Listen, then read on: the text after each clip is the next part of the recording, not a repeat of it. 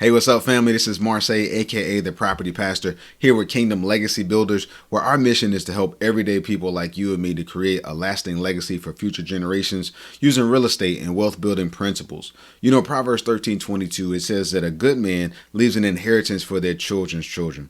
And here at Kingdom Legacy Builders, we're here to show you the tips, the tools, the tactics, and strategies to help you to do that for yourself and for your kids.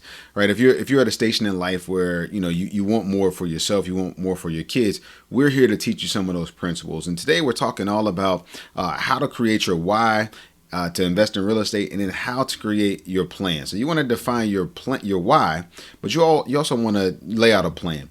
But before we get started, I want to remind you guys to make sure that you like and subscribe to this channel. You know, every single week we're dropping videos every Monday and every Thursday to bring great new content to help you on your journey. So make sure you like and you subscribe. As you have questions, drop them in the comment section. You know, so we're here to build each other up. I am your virtual mentor, and I want to answer all your questions and help you to build that legacy for your children and your children's children. So like I said, we're talking today about defining your why and developing your plan as a real estate investor. So many times, you know, people come to me and they say, hey, Marseille, I want to learn all about real estate. I want to get started. And one of my first questions for them is, do you know why you want to do it? You know, and do you have a plan in order to get there? And I kind of look at the why as the fuel that you need. And then I look at the plan as the map to get there.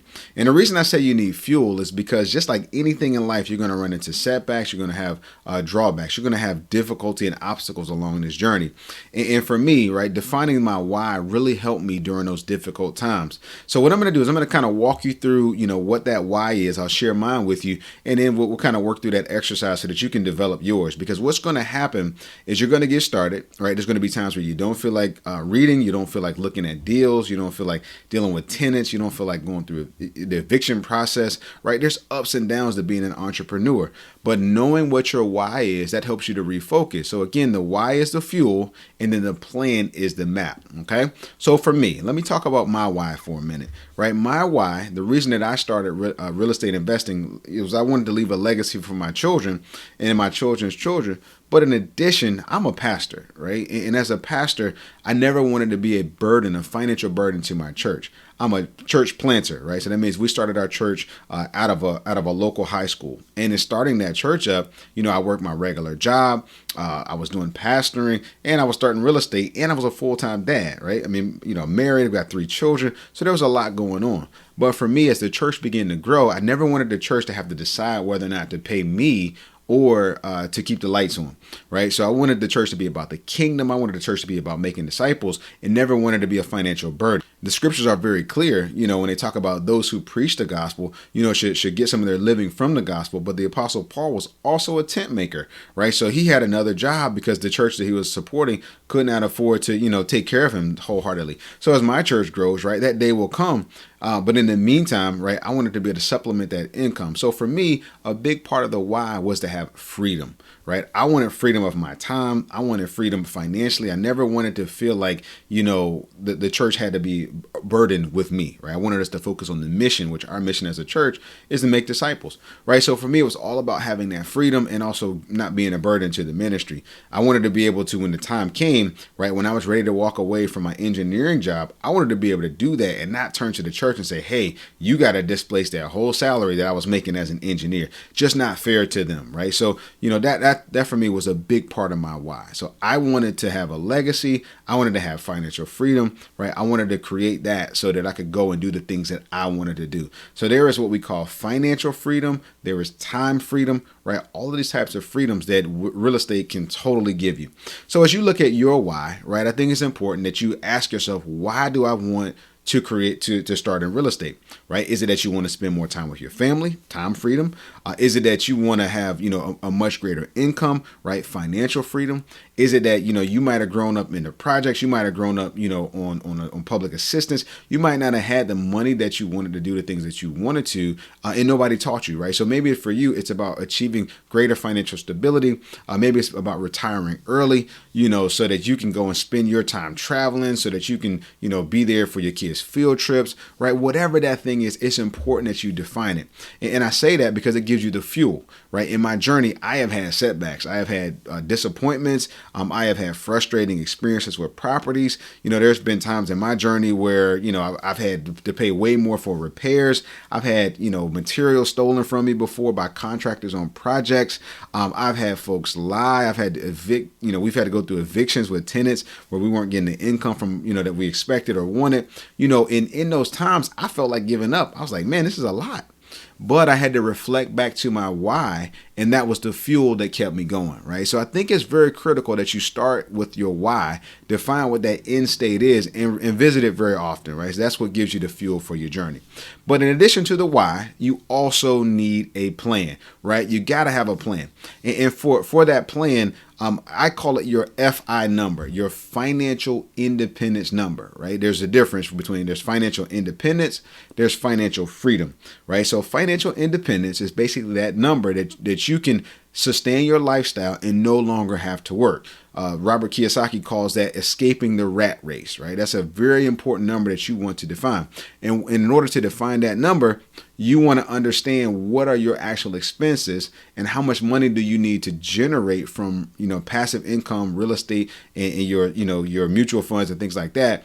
What does that number look like? Is it $6,000 a month? Is it $10,000 a month? Right? It's important. If all you're trying to do is just develop some supplemental income, right? That's another, just a piece of it, right? But developing a plan to get there, that's important, right? Let's break down some of the components of your plan. What do you actually need? And I'm just gonna give you an example of how do you get there, right? So first thing, what kind of houses are you gonna buy? Are you going to buy single family homes, right? 3-bedroom, 2-bath houses where you just basically rent to a family? Are you going to have small multifamily homes where, you've got a duplex or a triplex or a quad? Are you going to try to invest in apartment complexes? It could be mobile homes, right? It could be all of these different avenues and vehicles, but what type of, home are you going to invest in? The other thing is, how many houses do you need to buy? Right. And in order to define that, you want to understand what's your cash flow target. Right. So once you know your market, and you've evaluated what does a house typically cash flow at, if be it a single family house or a duplex or whatever your triplex or a quad, whatever you're investing in, what's my typical cash flow, right? So if on average, you're pulling in $400 a month, $600 a month, $200 a month, that will help you to define how many homes you need, right, in order to achieve your financial independence number. And then the other piece of it is how many houses per year will you need to buy, right? And the reason I'm going through all of this is because we want to understand, in order to get the financial independence, what's my plan to get there? And a lot of times people, I talk to, folks that I mentor, and they don't know their financial independence number. They just say, hey, I want to start in real estate. And what happens is they get that first property, which is great, right? But you want to have a game plan of how can you actually achieve financial independence? How can you grow and scale your portfolio, right? So let's look at an example. Say, for example, your financial independence number is, hey, I want to make $100,000 a year, right? My goal is to make $100,000 a year, right? So in that, let's just, for easy math, right? We divide that number up. It's about $8,500 per month, right? So give or take, right? So if I want to make about $8,500 per month, let's say, for example, the average house, right, can cash flow $400 in my market. So if you can find houses that can cash flow for $400 a month, right, that means that in order for, you to achieve your financial independence number, right, you want to determine how many houses do I need to buy. Right. So if I want to make $100,000 a year and I'm getting $400 per house in cash flow, I basically need about 21 houses. So I need to purchase 21 houses that can cash flow $400 per house. That will get you to $100,000 a year salary. Right. That's not a small amount of houses, but it's very doable, right, over time. So the next piece you want to break down is how many houses am I going to buy per year? Right. So in my business, I typically buy about three properties. I acquire about 3 properties each year. And so I'm kind of giving you the numbers that I'm using in my business. Now, I cash flow a little bit more, than 400, sometimes 5, sometimes all the way up to 8. Right. It just depends on the deal. Right. But in it, in our example, right, to cash flow $400 a month, I can get to that $100,000 salary point, I need 21 houses. and I'm going to buy 3 a year, right? So, and what that means, right, is over time, how many years will it take me to achieve financial independence? So how many years will it take me to grow my portfolio to actually have 21 houses? So if I do that math, right, if I buy 3 houses per year and I cash flow $400 per month per house, right? And by the time I get 21 homes, it will take me just over 7 years. Okay. So with that, that means that in 7 years, that's why I say all the time, you can be financially independent anywhere from 5 to 10 years easily, right? Just depending on how hard you go, depending on, how good you are, how much hard work you put in, and all that kind of good stuff, right? But in an example, you're able to get to $100,000 salary, right? $100,000 passive income, 21 houses, $400 each, 3 houses purchased per year in 7 years. Now, if you move those numbers around, right, you can get there sooner, right? So if you're either gonna buy 5 houses per year, right, you can get there sooner, right? If you're gonna cash flow $800 per house, you can get there sooner, right? So all of those things that's just your plan, right? But then you got to figure out the other pieces. How am I going to get the money to do that? Am I going to learn? Am I going to utilize creative financing techniques? Am I going to do wholesaling off to the side to raise up cash for down payments? Do I have that much money? Can I borrow it from friends and family? Right? Your plan. The first thing is to define the end. Right? So we've defined the why. And we've defined the plan. Now it just becomes a matter of how. How do I get there? Right. And the wonderful part about it is once you start there, you start at the end and kind of work your way back, you will get there. You will succeed. Right. So that's what I've done in my business. That's helped me to grow. I've been at it for about a little over 3 years. I have 9 properties right now. So I'm well on my way to get into that financial independence that I'm shooting for. Right. So for me, about 2 years from now, I will be there, right? So it's easily and doable, right? And I'm not killing myself. Like I mentioned, I got a lot going on here. I'm a pastor. For me, I tell people all the time, I'm Aisha's husband first. I'm Kara's, Caitlin, and Jaden's dad second. I'm the pastor of the church, right? And I run a real estate investing business, and I work a full-time job. But doing all these things off to the side, totally doable, totally achievable. I'm excited. I'm rooting for you. I'm praying for you. You can do this. Believe in yourself. The Bible says I can do all things through Christ who strengthens me, right? That's one of the kingdom legacy building concepts, right? We can do all things through Christ who strengthens us. I'm your virtual mentor. Shoot me your questions. Shoot me your comments, right? I'm here to help you on your journey. If you want help calculating your financial independence number, just hit me up, right? I'm here to help you, on your journey.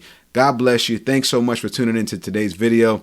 I cannot wait to talk to you again soon. Make sure if you haven't liked and subscribed to this channel, do so now, right? Do so now. Make sure you like and subscribe to the channel. Share the video with somebody else who needs to hear it. Love you guys. God bless you. Can't wait to talk to you again soon.